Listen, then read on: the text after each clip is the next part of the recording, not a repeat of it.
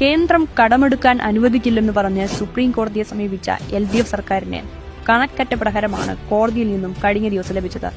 മോദി സർക്കാരിനെതിരെ CPM-ഉം സർക്കാരും ഉന്നയിച്ച ആരോപണങ്ങളെല്ലാം കോടതിയിൽ പൊളിഞ്ഞു. 10,000 കോടി രൂപ അടിയന്തരമായി കടമെടുക്കാൻ അനുവദിക്കണമെന്നായിരുന്നു പിണറായി സർക്കാരിന്റെ ആവശ്യം. ഇത് അംഗീകരിക്കാൻ തയ്യാറാകാതിരുന്ന കോടതി ഇക്കാര്യത്തിൽ കേന്ദ്ര നിലപാടിനൊപ്പം നിൽക്കുകയായിരുന്നു. 13,068 കോടി രൂപ കേന്ദ്രം ഇതിനോടകം കേരളത്തിൽ നൽകിയിട്ടുണ്ടെന്നും 5,000 കോടി രൂപ കൂടി നൽകാമെന്ന വാഗ്ദാനം നൽകിയിട്ടുണ്ടെന്നും സുപ്രീം കോടതി നിരീക്ഷിച്ചു. കേരളം നൽകിയ കണക്കുകളിൽ പൊരുത്തക്കേടുകളുണ്ടെന്നും കോടതി ചൂണ്ടിക്കാട്ടിയിട്ടുണ്ട്.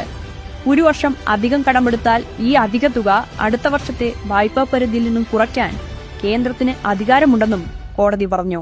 സംസ്ഥാനത്തെ ധനകാര്യ മാനേജ്മെന്റിലെ വീഴ്ച കാരണമുള്ള പ്രതിസന്ധി കേന്ദ്രത്തിൽ നിന്ന് ഇടക്കാല ആശ്വാസം വാങ്ങാൻ കാരണമാകില്ലെന്നും സുപ്രീം കോടതി വിധിയിൽ വ്യക്തമായി പറയുന്നുണ്ട്.